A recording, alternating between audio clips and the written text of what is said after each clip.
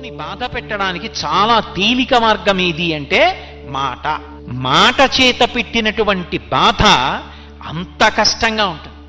అందులో మీరు ఎవరి విషయంలో మాట్లాడుతున్నారు అన్నదాన్ని బట్టి ఆ పాపం విపరీతంగా పెరిగిపోతుంది. నేను మీతో ఒక మాట చెప్పాలి అంటే, సాధారణంగా మనం చేసినటువంటి హింస వల్ల పాపాన్ని మూట కట్టుకుంటాడు. అది ఒక కోణంలో ఉంటుంది. తాను చెయ్యకూడని పని ఒకటి చేశాడు అనుకోండి, ఒక ప్రాణిని బాధ పెట్టాడు.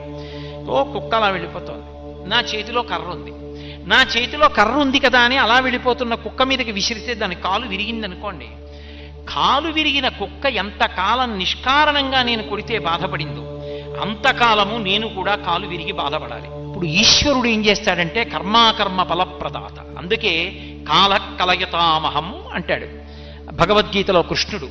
నువ్వు జీవుడిగా ఎప్పుడు ఏం చేశావో నాకు తెలుసు, కాలమునందు లెక్క కట్టి ఫలితాన్ని ఇస్తానంటాడు.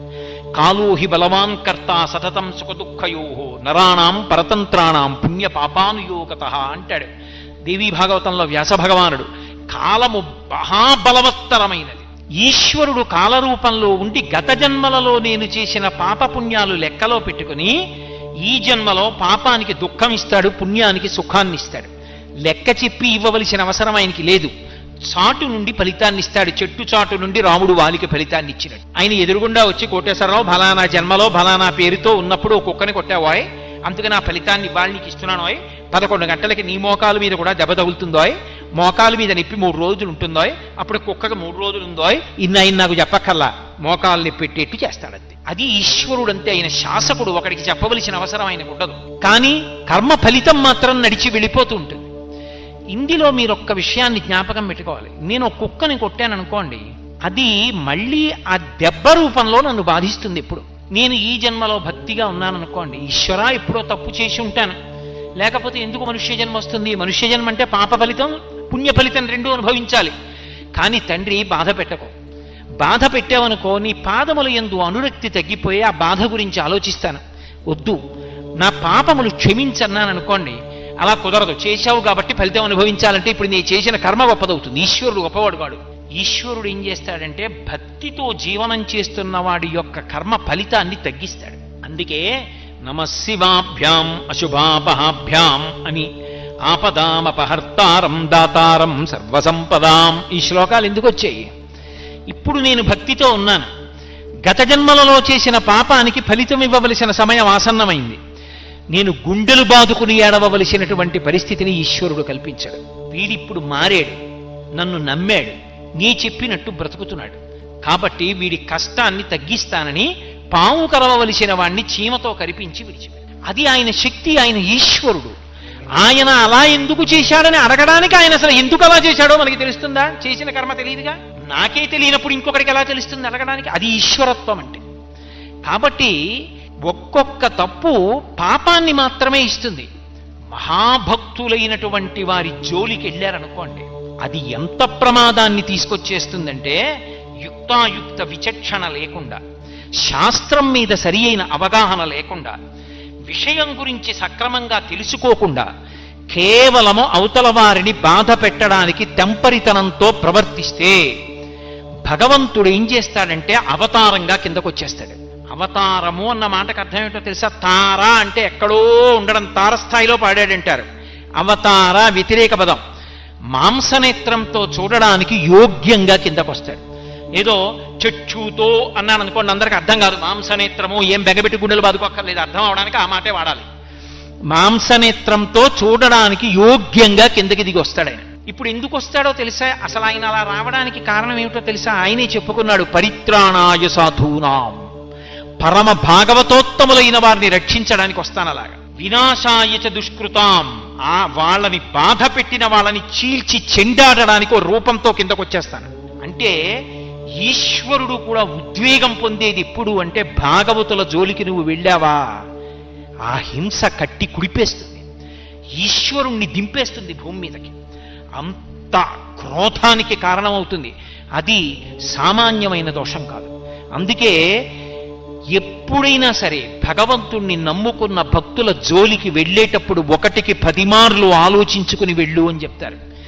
మారీచుడు రామాయణంలో రావణాసురుడితో మాట్లాడుతూ అంటాడు, సీతాపహరణం చెయ్యి, సీతాపహరణం చెయ్యి అన్నాడు.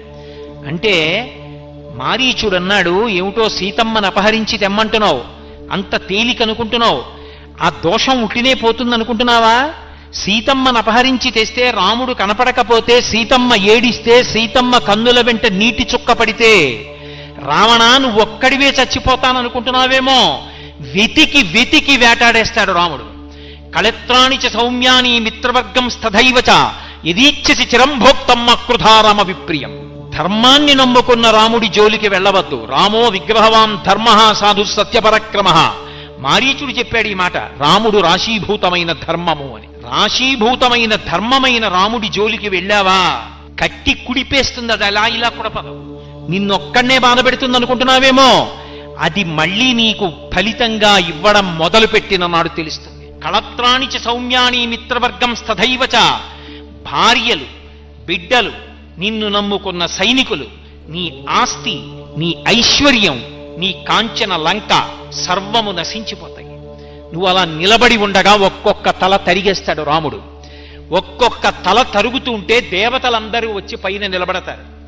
నిలబడి శభాషను సంతోషిస్తారు. చచ్చాడు రా పాపాత్ముడంటారు. ఆ రోజు తెచ్చుకోకు, రాముడి జోలికి వెళ్ళకు. సాధు పుంగవుల జోలికి వెడితే, ధర్మాత్ముల జోలికి వెడితే, వాళ్ళు బాధపడితే ఒకడితో విడిచిపెట్టదు, వాడితో ఉన్న వాళ్లతో కలిపి కాల్చేస్తుంది. వెళ్ళవద్దు, బాధ పెట్టవద్దు. ఆ హింస పరమ ప్రమాదకరము. అది హాస్యానికి కాని, కేవలముగా ఏమైందిలే అని కాని అంతంత సాహసాలు చెయ్యవద్దు. అవి చాలా ప్రమాదకరమైన సాహసాలు అని హింస విషయంలో శాస్త్రం హెచ్చరిక చేస్తుంది. అందుకే భాగవతంలో దేవతలందరూ ప్రార్థన చేస్తే శ్రీ మహావిష్ణువు మాట్లాడతారు. ప్రహ్లాదోపాఖ్యానంలో మాట్లాడుతూ ఆయన ఒక మాట అంటారు, శుద్ధ సాధులందు సురలందు, శుద్ధ సాధులందు సురలందు శృతులందు గోవులందు విప్రకోటియందు ధర్మ పదవియందు తవిలినాయందు వాడెన్నడలుగు నాడు హింస పొందు అన్నాడు. ఇదే మాట వాడాడు ఆయన, హింస పొందు అన్నాడు. అల్లా ఇల్లా ఉండదు నేను పెట్టే బాధ. ఎంత కాలానికి నేను పెట్టిన బాధ గుర్తు తెచ్చుకొని మిగిలిన వాళ్ళు ఉలిక్కి పడతారు. అమ్మ బాబోయ్ అంటారు, వినడానికి చదవడానికి భయపడతారు, అలా చంపుతారు. అందుకే ప్రహ్లాదుడి జోలికి వెడితే హిరణ్యకశిప సంహారం మామూలుగా చేశాడా? మామూలుగా చేయలేదు. అవతల బ్రహ్మగారికి ఇచ్చిన మాట నిలబెట్టి తొడల మీద పడుకోబెట్టి గోళ్లతో కడుపు చీల్చేశాడు, గుండెలు బద్దలు కొట్టేశాడు, నెత్తురు తాగేశాడు. ఎందుకు ఆవేశం? నరసింహావతారం గురించి జరిగితే ఎందుకు ఉలిక్కి పడతారు? పరమ భాగవతోత్తముడైన ప్రహ్లాదుడి జోలికి వెళ్ళాడు. అందుకే ఆయన చెప్పాడు, నేను ఎప్పుడు విపరీతమైన కష్టాలిస్తానో తెలుసా? శుద్ధ సాధులం, నన్ను నమ్ముకుని బ్రతుకుతున్న వాడి జోలికెడితే. శుద్ధ సాధులందు సురలందు, దేవతల జోలికెళ్ళి అదే పనిగా దేవతల్ని నింద చేస్తే. శుద్ధ సాధులందు శురలందు శృతులందు, వేదాన్ని నింద చేస్తే. శుద్ధ సాధులందు సురలందు శృతులందు గోవులందు, గోవుని హింస పెట్టినా, గోవుని సంహరించినా, గోవుని కొట్టినా, గోవుని బాధ పెట్టినా. విప్రకోటియందు, వేదం చదువుకుని భగవంతుణ్ణి నమ్ముకుని పరమ భక్తితో జీవనం చేస్తున్న వాళ్ళ జోలికి వెడితే, అటువంటి బ్రాహ్మణులను చెనకితే. విప్రకోటియందు, ధర్మ పదవి ఎందు, ధర్మం జోలికెళ్ళి ధర్మాన్ని పాడు చేస్తే. తవిలి నాయందు, చిట్ట చివరికి నన్ని ధిక్కరిస్తే. తవిలి నాయందు, వాడెన్నడలుగు నాడు హింస పొందు. వాడు ఎప్పుడు వాటి జోలికెళ్ళి పాడు చేస్తాడో ఆనాడు వాడు హింస పొందుతాడు. అంటే విడిచిపెట్టడం అన్న మాట ఉండదు. వాడు పడిన కష్టాలు జ్ఞాపకం తెచ్చుకొని మిగిలిన వాళ్ళు ఒళ్ళు దగ్గర పెట్టుకునేటట్టు చేస్తాను. తస్మాత్ జాగ్రత్త అన్నాడు. అందుకే హింస చెయ్యడం అనేటటువంటిదే పరమ ప్రమాదకరం. ఆ హింస పెద్దలైనటువంటి వారు, పరమ భాగవతోత్తములైనటువంటి వారి జోలికి వెళ్ళేటప్పుడు 1కి 10 మార్లు ఆలోచించి వెళ్ళాలి. లేకపోతే అక్కరలేనటువంటి కష్టాలన్నీ వస్తాయి. అక్కడతో పోదు. శాస్త్రం చెప్పిన మాట ఏమిటో తెలుసా? ఎవడు పరమ భక్తుడైనటువంటి వాడి జోలికి వెళ్ళి వేటాడతాడు. వేటాడడం అంటే అదే పనిగా ప్రయత్నించడం, ఆయన్ని బాధ పెట్టడానికి. ఆ పాపాన్ని ఈశ్వరుడు లెక్కలో పెట్టుకుంటే నేను ఎన్ని ఫలితాలు ఇస్తానని చెప్పాడో తెలుసా? అలా చేస్తే ఇదే మాటలు వాడారండి పోతన గారు భాగవతంలో. వెదకి వెదకి దైత్య వీరులు సాధు పురుషులననప వారి బలములనగిపోయి సిరియు యశము ధర్మంబు ఆయువు భద్రంబు ఆర్యహింస చేత ననగు కాదే. ఇది భాగవతం యొక్క తీర్పు. ఆర్యహింస, ఆర్యులు అంటే భగవంతుణ్ణి నమ్ముకుని బ్రతుకుతున్నవాళ్ళు. వాడు అమాయకుళ్ళ చేతకాని వాళ్ళ కనిపించాడని నువ్వు భక్తుల జోలికి వెడితే ఎన్ని ఇస్తానని చెప్పాడో తెలుసా? వెళ్ళావు కాబట్టి నీకు తెలియదు, నీ బలం అణిగిపోవడం ప్రారంభమైపోతుంది. వెదకి వెదకి దైత్యవీరులు సాధువుల ననప వారి బలములు అణగిపోయి, వాళ్ళని బాధ పెట్టాననుకుంటున్నావు, నీ బలం అణిగిపోతుంది. 2, యశము, కీర్తి నశించిపోతుంది. ధనము క్రమక్రమంగా కలిసి రావడం పోయి ఐశ్వర్యం మధ్య పతనమైపోతుంది. అందుకే సిరియు, దానితో పాటు యశము, ధర్మము, ఆ బుద్ధి వ్యగ్రతని పొందేస్తే ధర్మం పోతుంది మనిషిలో. ధర్మము, ఆయుర్దాయం క్షీణించిపోతుంది. భాగవతుల జోలికి వెళ్ళాడు కాబట్టి. స్వర్గము, ఉత్తమ లోకాల్ని పొందడు, శరీరం పడిపోయిన తర్వాత పాపకూపంలో పడిపోతాడు.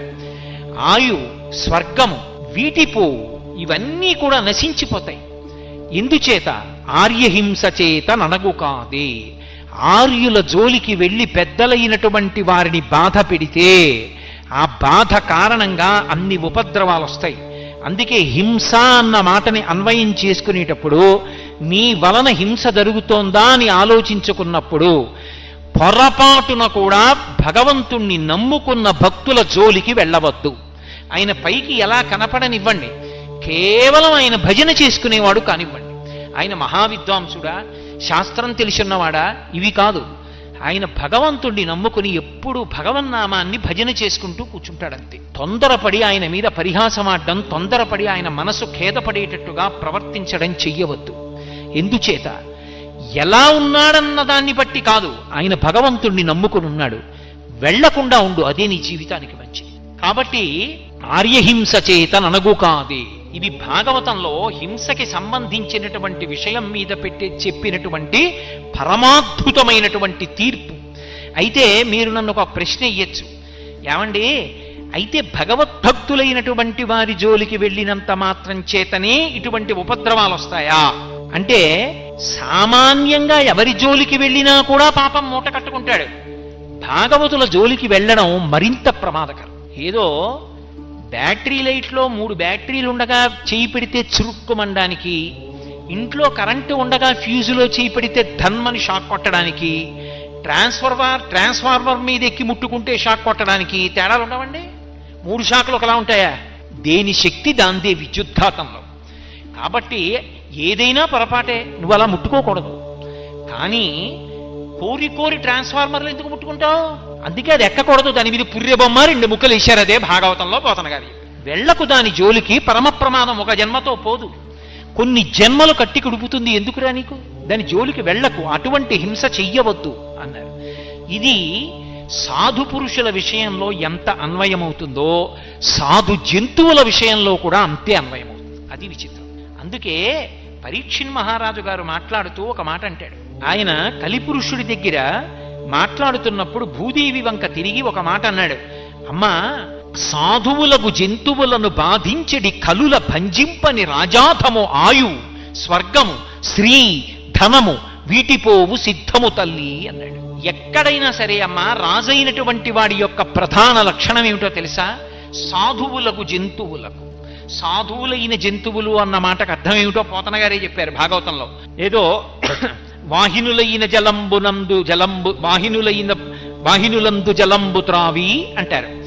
ఎవ్వరూ తాగనటువంటి నీళ్లు ప్రవాహంగా వెళ్ళిపోతుంటే అందులో ఉన్న నీళ్లు తాగి, వాసవి అయిన గడ్డి తిని, ఎవ్వరూ తిననటువంటి గడ్డి తిని, అది కూడా గబగబా తిని, బ్రహ్మచారి దగ్గర నుంచి సన్యాసి వరకు తాగడానికి వీలైనటువంటి పాలనిచ్చి, తల్లి లేనటువంటి బిడ్డలు తాగడానికి కావలసిన పాలనిచ్చి, ఇహమునందు నువ్వు చేసిన పాపాలు పోగొట్టుకోవడానికి అభిషేకం చేయడానికి పంచామృతాల్లో ఒకటైన పాలనిచ్చి, ఆ పాలతో చేసిన పదార్థాన్ని ఈశ్వరుడికి నైవేద్యం చేస్తే అపారమైన ఫలితమిచ్చి, ఇన్నిటికి యోగ్యమైన పాలని, పాలలోంచి పెరుగుని, నేతిని ఇచ్చి, తన గోమయం, తను విడిచిపెట్టినటువంటి పేడ తీసుకొచ్చి భూమి మీద అలికితే యజ్ఞం చెయ్యడానికి కూడా భూమి పవిత్రమవుతోంది.